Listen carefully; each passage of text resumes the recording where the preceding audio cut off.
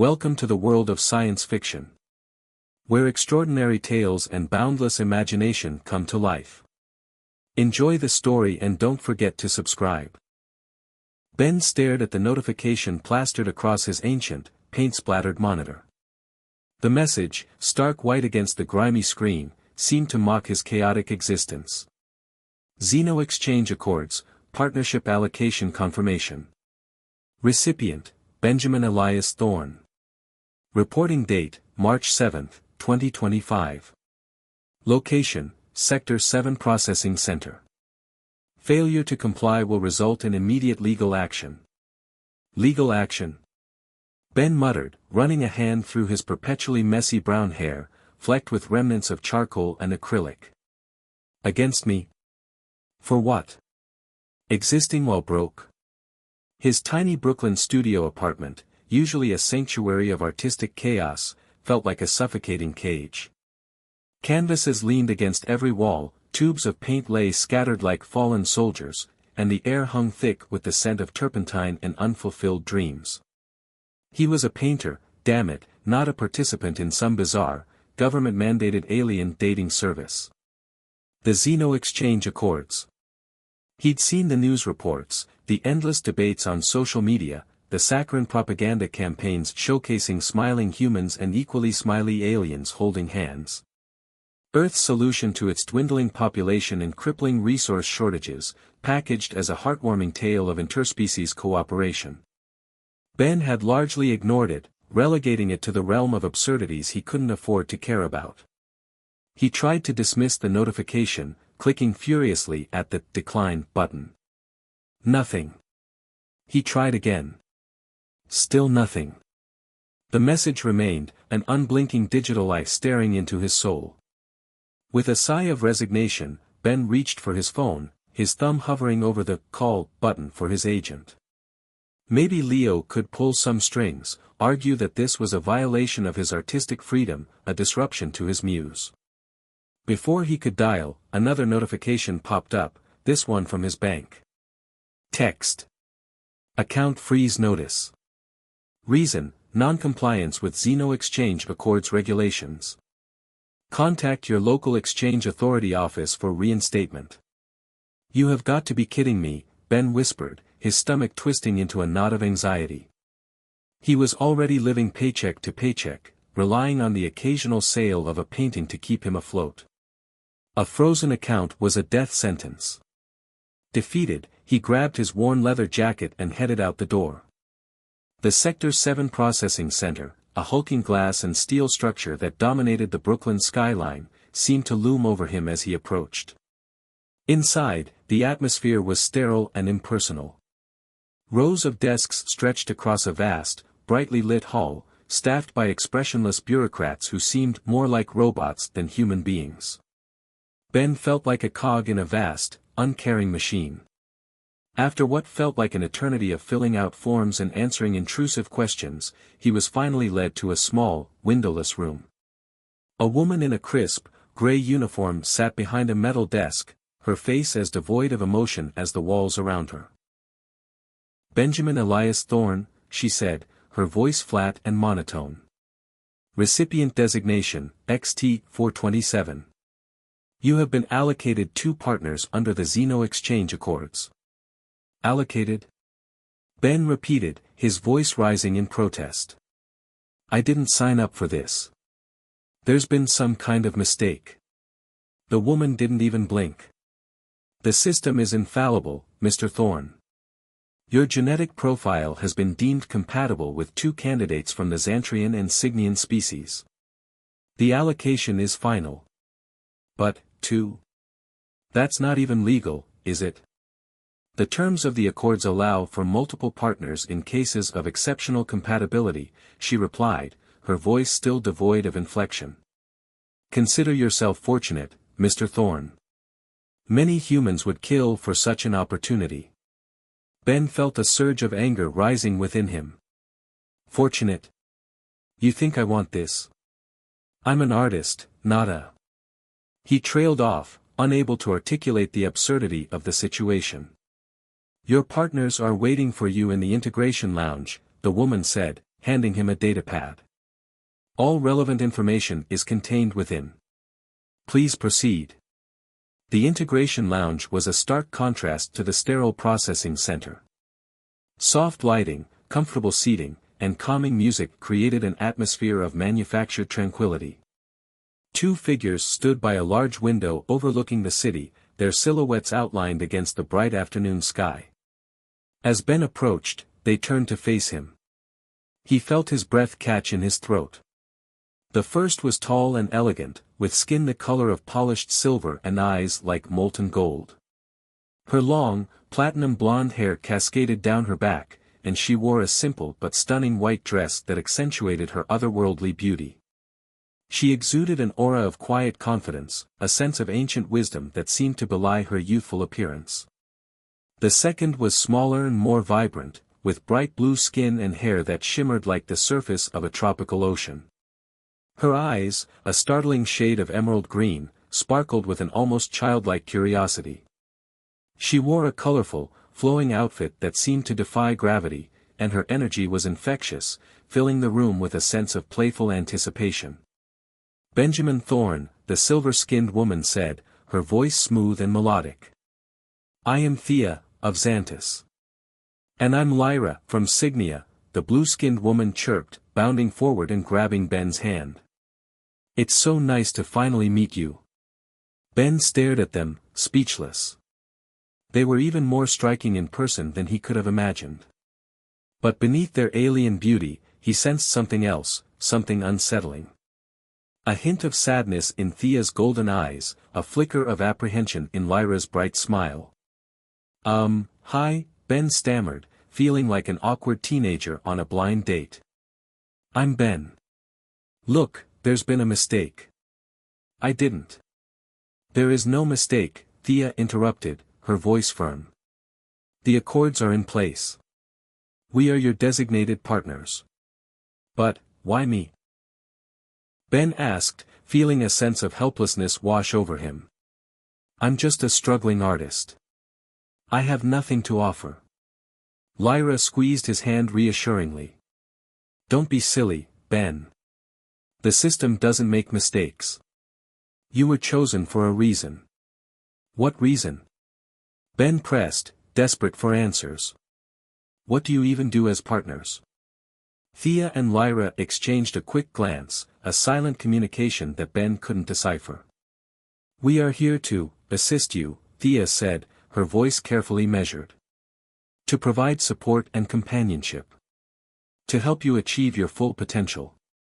And maybe, Lyra added with a mischievous grin, to spice things up a little. Ben's mind raced. Support.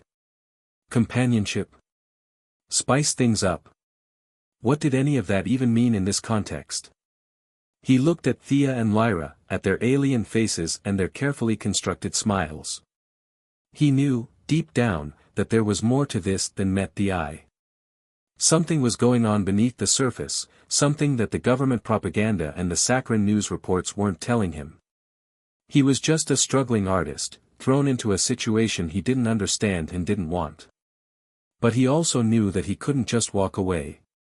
His bank account was frozen, his life was being controlled, and these two alien women were now inexplicably tied to his fate. Okay, Ben said, his voice barely a whisper. Okay, let's go home. As they left the processing center and stepped out into the bustling Brooklyn streets, Ben couldn't shake the feeling that his life had just changed forever. He had no idea what the future held, but he knew one thing for sure, it was going to be anything but ordinary. 2 weeks after the family dinner, Aiden found Kara in his makeshift home library late at night. She stood by the window, moonlight casting an ethereal glow on her silver skin. He had converted the small spare room into a library of sorts, cramming it with his collection of books and vintage records. He often found solace there, a quiet escape from the chaos of his new reality. Couldn't sleep? Aiden asked, his voice soft. Kara didn't turn, her gaze fixed on the cityscape below. My sleep cycles are different from yours. I require less rest. Right, Aiden said, feeling awkward. He still wasn't used to having alien housemates, especially ones as enigmatic as Kara. Just, try not to make too much noise. Ellis is a light sleeper. I am aware, Kara replied, her tone clipped. Aiden hesitated, then stepped further into the room. What are you reading? He gestured to the open book on the nearby table. Kara glanced at the book, then back at the window. Earth history. Specifically, the rise and fall of empires. Aiden raised an eyebrow. Cheerful stuff. Informative, Kara corrected. Understanding your past is crucial to predicting your future. And what's your prediction? Aiden asked, intrigued. Kara finally turned to face him, her golden eyes piercing. Humanity is at a crossroads. You possess both the potential for great advancement and the capacity for utter self-destruction. Thanks for the vote of confidence, Aiden said dryly. It is merely an observation, Kara said, her expression unreadable. The Xeno-exchange accords are a gamble. Whether they succeed or fail depends entirely on your species' ability to adapt and cooperate. And you think we're failing? Kara didn't answer directly. The anti-alien sentiment is growing. The protests, the hate crimes, it is all quite predictable.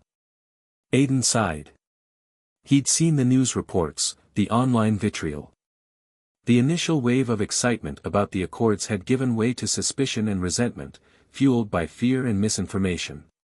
It's not everyone, Aiden said defensively. Most people are just, confused. They don't know what to make of all this. Confusion breeds fear, Kara said. And fear breeds hostility.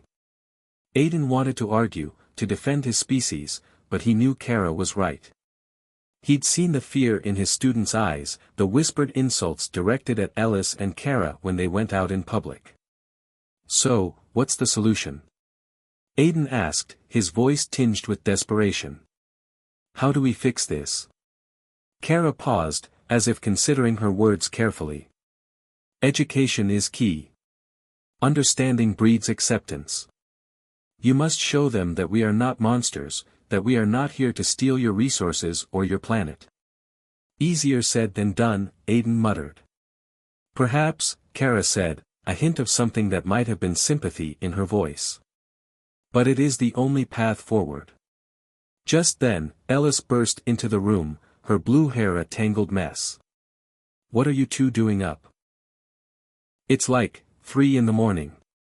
We were discussing the fate of humanity, Aiden said wryly. Ellis blinked, then grinned. Sounds exciting. Can I join? Go back to bed, Ellis, Kara said, her tone firm. You need your rest. But I'm bored. Ellis whined. I can't sleep either. This planet's weird. Everything's backwards. That is because Cygnian biology is inherently incompatible with the circadian rhythms of planet Earth, Kara said, and Aiden thought he could see her rolling her eyes, though it was hard to be sure in the dark. Go back to bed, Ellis. Fine, Ellis grumbled, pouting slightly. But if you two are having a secret alien meeting without me, I'm going to be very upset. She flounced out of the room, leaving Aiden and Kara in awkward silence. She worries about us, Kara said quietly, after a moment. She cares about you, Aiden corrected. Both of you. Kara looked away, her expression softening. We have a bond. It is difficult to explain. Try, Aiden said gently. Kara hesitated, then sighed. On Xantus, we are raised in collectives. We are taught to prioritize the needs of the group over the individual. Our emotions are suppressed, our desires are regulated. Sounds awful, Aiden said, his brow furrowing. It is efficient, Kara countered. It ensures stability and order. But what about happiness? Aiden asked. What about freedom? Kara looked at him, her golden eyes filled with a strange mix of longing and regret. Those are luxuries we cannot afford. And Cygnia? Aiden asked, turning to her. Is it like that? Kara smiled, a genuine, heartfelt smile that transformed her face. Signia is different. We value individuality, creativity, freedom of expression. We encourage our citizens to explore their passions, to embrace their emotions.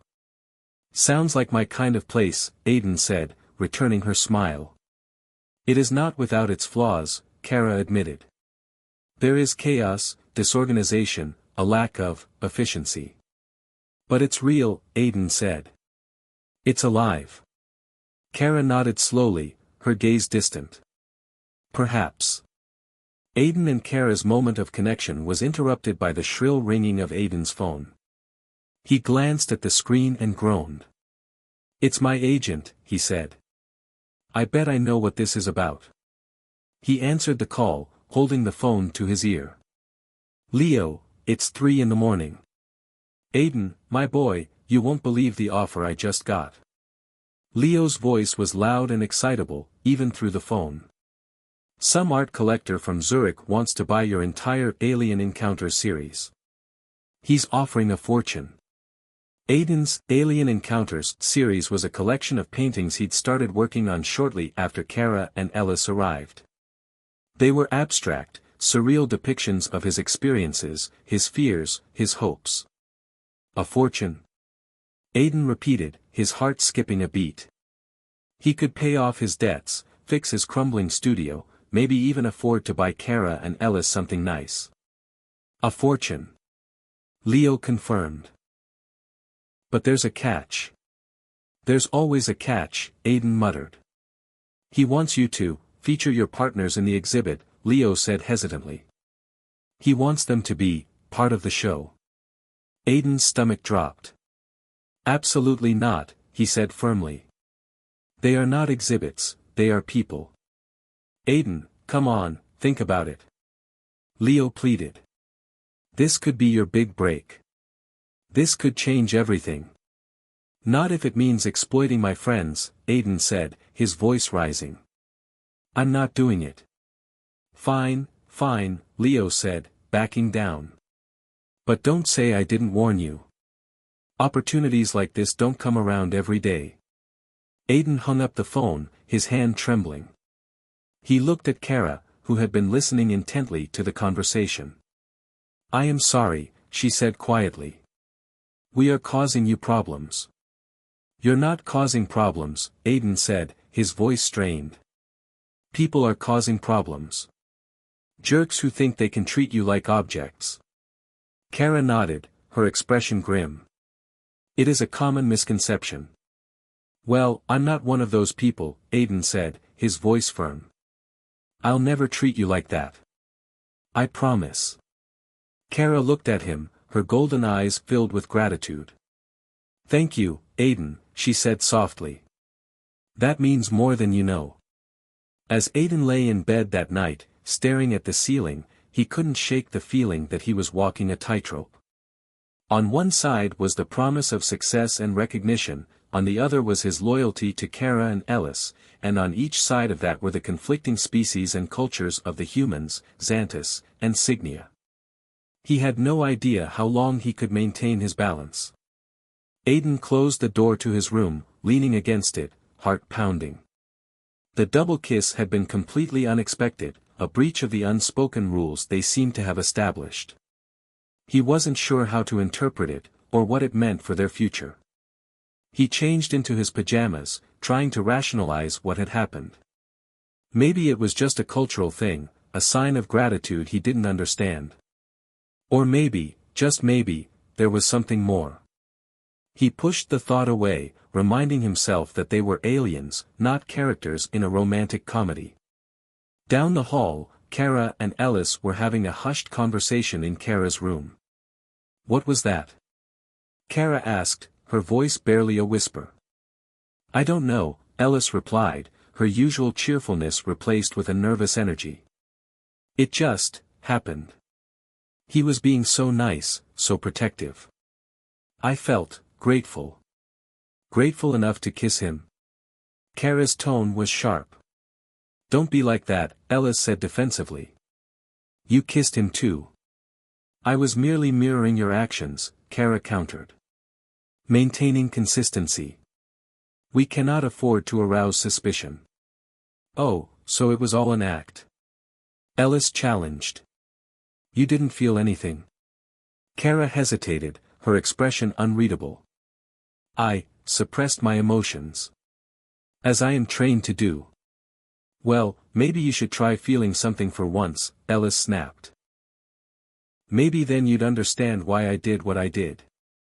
Understanding is irrelevant, Kara said, her voice cold. Our mission is paramount. We cannot allow personal feelings to compromise our objectives. And what exactly is our mission, Kara? Ellis asked, her voice laced with sarcasm. Besides being glorified breeding stock for a dying planet? Kara's silence was deafening. That's what I thought, Ellis said bitterly. You're so focused on following orders, you've forgotten what we're really here for. I have not forgotten, Kara said, her voice low. But I will not jeopardize everything by acting impulsively. Maybe being impulsive is exactly what we need, Ellis retorted. Maybe we need to shake things up, to take a risk. Otherwise, we're just puppets dancing to someone else's tune. We are soldiers, Ellis, Kara said, her voice firm. We follow orders. That is what we do. Not anymore, Ellis said, her eyes flashing with defiance. I'm done following orders blindly. I'm going to start making my own choices. And maybe, just maybe, I'll actually start enjoying my life for once. With that, Ellis stormed out of Kara's room, slamming the door behind her. Kara stood alone, her golden eyes filled with a mix of anger, frustration, and a hint of fear. The next morning, Aiden found a government vehicle parked outside his house. A woman in a dark suit stood on his doorstep, her face grim. Aiden Carter, she asked, her voice cold and professional. I'm Agent Davies, with the Xeno Exchange Oversight Committee. I need to ask you a few questions. Aiden's heart sank. He had a bad feeling about this. Agent Davies led him into his living room, her eyes scanning the space with a critical gaze. Kara and Ellis watched from the kitchen, their expressions wary. I understand you are currently hosting 2 partners under the Xeno Exchange Accords, Agent Davies said, her voice flat. That's correct, Aiden replied, trying to keep his voice steady. We've received reports of irregularities in your case, Agent Davies continued. Specifically, concerns about potential violations of the Accords. What kind of violations? Aiden asked, his brow furrowing. We have reason to believe that your partners may be engaging in unauthorized activities, Agent Davies said. Activities that could pose a threat to national security. Aiden stared at her, dumbfounded. That's ridiculous, he said. Kara and Ellis wouldn't do anything like that. We have evidence to the contrary, Agent Davies said, pulling a file from her briefcase. Intercepted communications, suspicious transactions, unexplained absences. Aiden's mind raced. He knew Kara and Ellis were keeping secrets, but he couldn't believe they were involved in something dangerous. I don't know what you're talking about, Aiden said, his voice rising in protest. You're making a mistake. We're not making a mistake, Mr. Carter, Agent Davies said, her eyes narrowing. We know that your partners are not who they claim to be. We know that they have a hidden agenda. And what is that agenda? Aiden challenged. Agent Davies leaned forward, her voice dropping to a whisper. They're spies, Mr. Carter. They're here to gather information, to manipulate you, to exploit our resources. They're here to destroy us. Aiden stared at her, his mind reeling. Could it be true? Were Kara and Ellis really using him? Was everything he thought he knew a lie? He looked at Kara and Ellis, who were watching the exchange with growing alarm.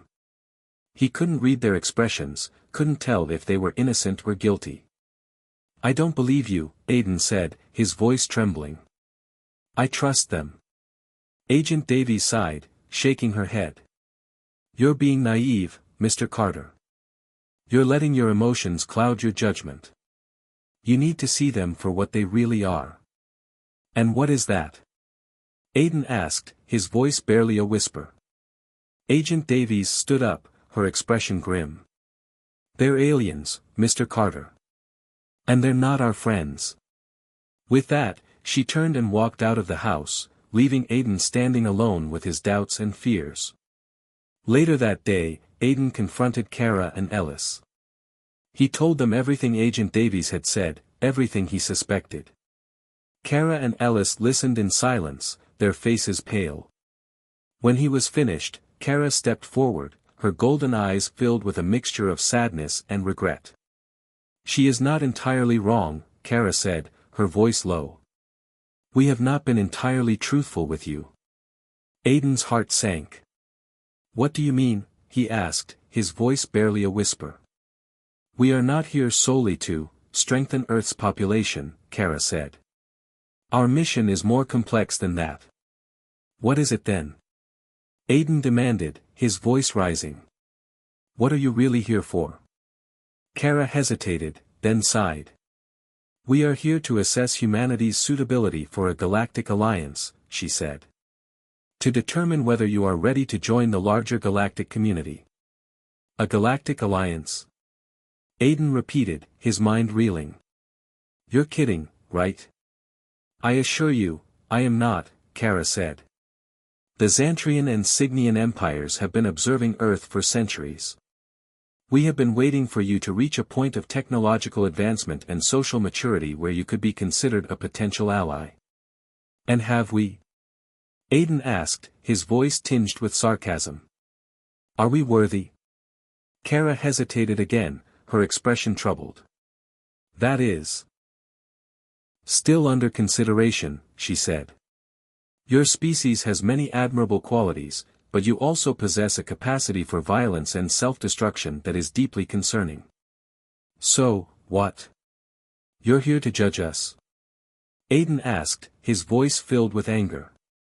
To decide whether we're good enough to join your little club? It is not a matter of judgment, Kara said. It is a matter of survival.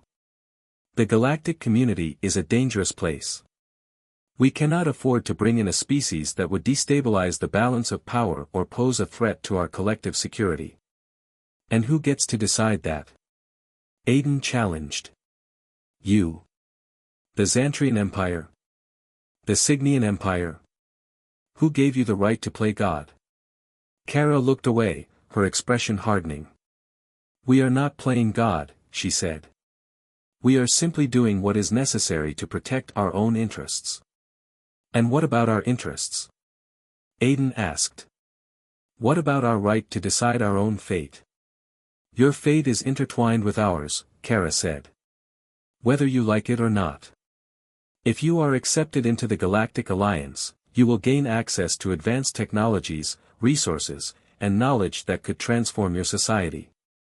But if you are rejected, you will be left to fend for yourselves, vulnerable to the dangers of the galaxy.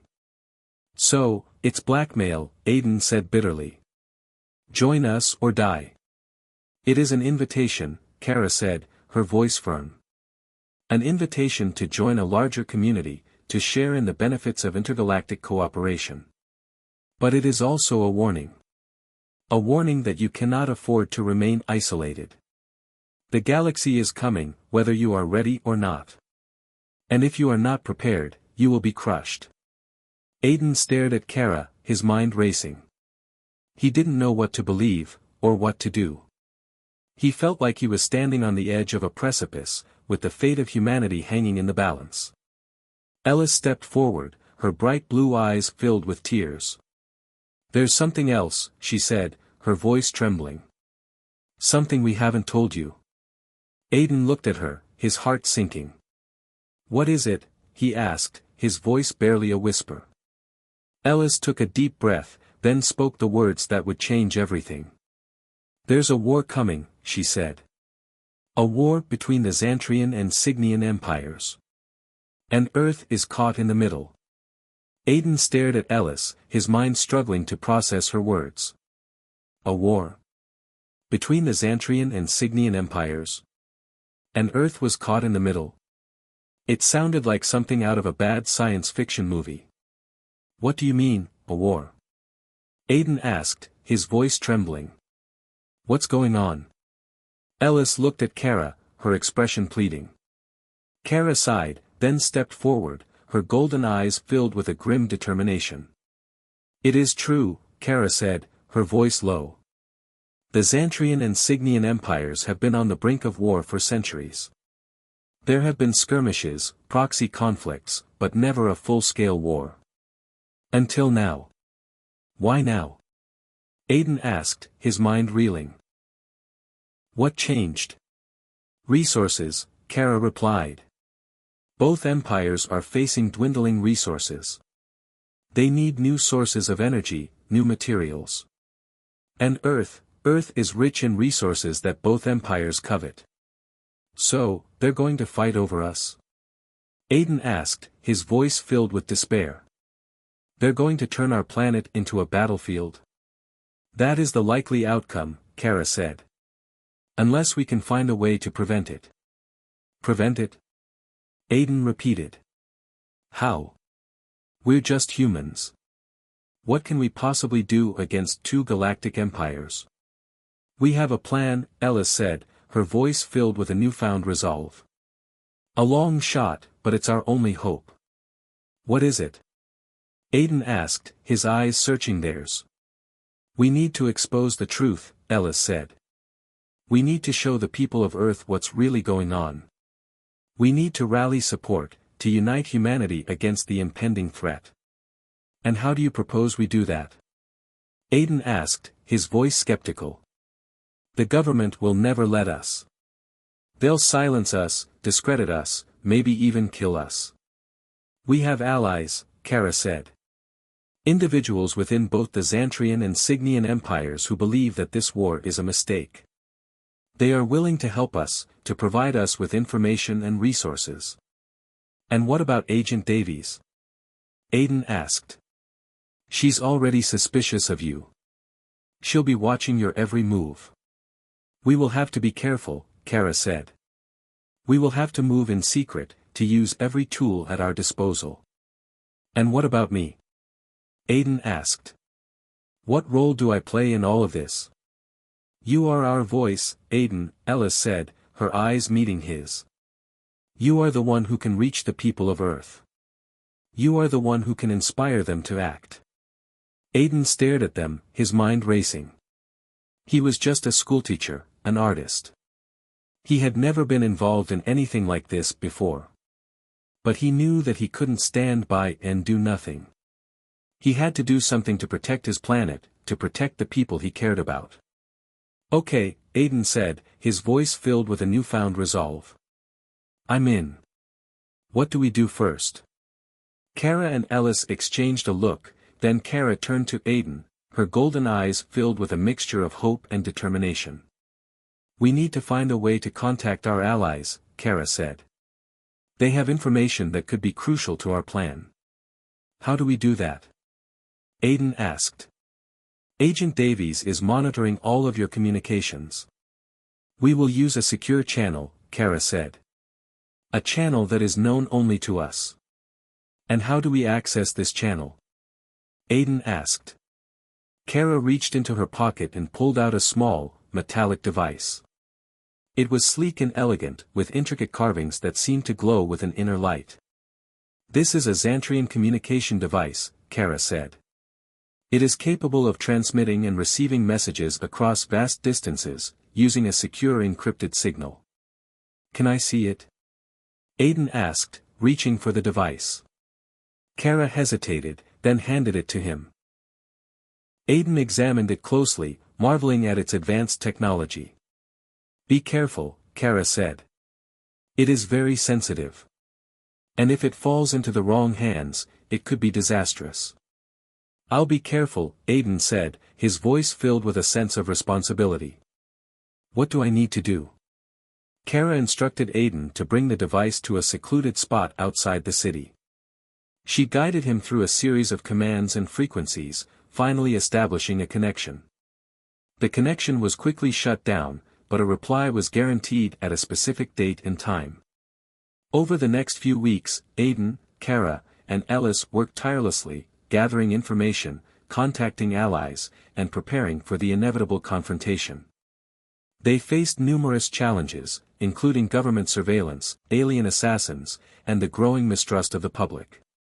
One evening, as Aiden was working in his studio, he received an unexpected visit from Agent Davies. She arrived unannounced, her face grim, her eyes filled with suspicion. "Mr. Carter," she said, her voice cold. "I need to ask you a few more questions." Aiden's heart sank.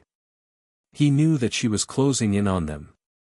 Agent Davies began to interrogate him, asking about his relationship with Kara and Ellis, about their activities, about their plans. Aiden tried to remain calm, to answer her questions truthfully without revealing too much. "I'm just trying to live my life, Agent Davies," Aiden said. "I'm just trying to be a good friend to Kara and Ellis." "Are you now?" Agent Davies said, her eyes narrowing. "Or are you helping them to betray us?" "I would never do that," Aiden said, his voice filled with conviction. "I would never betray my planet."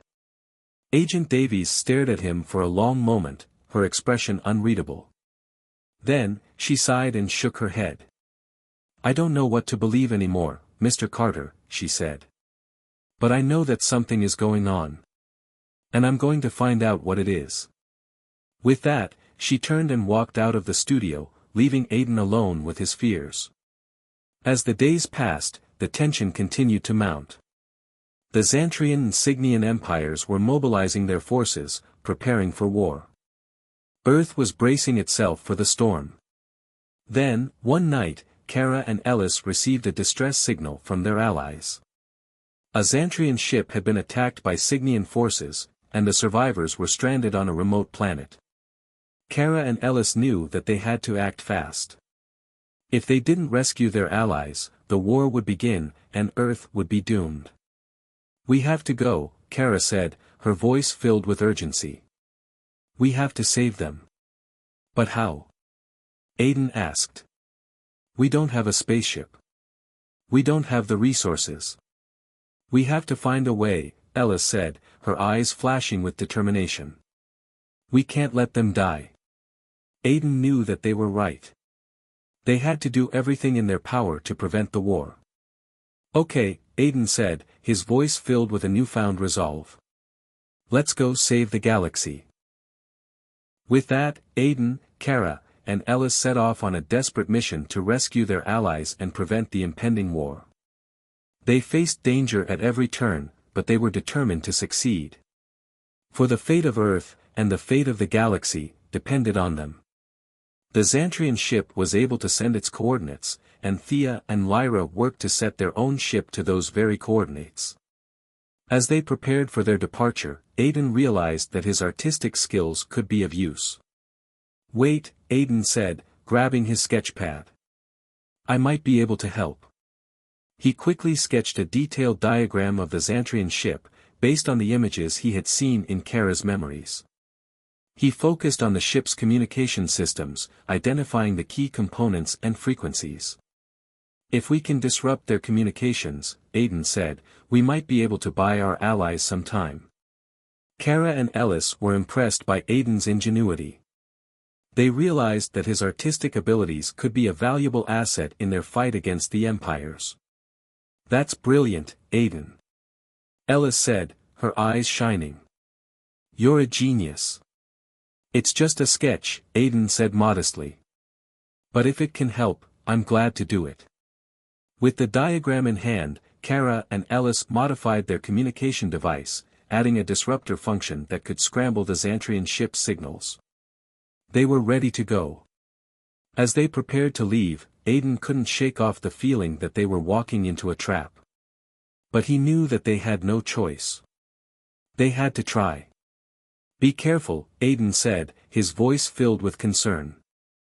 "I don't want anything to happen to you." Kara and Ellis smiled at him, their eyes filled with gratitude.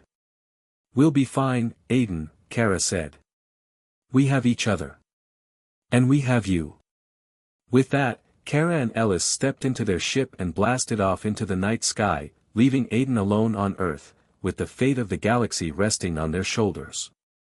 Their first act was contacting Commander Valerius, a ruthless Xantrian military leader determined to exploit Earth's resources. It was a desperate measure, but they had to try everything.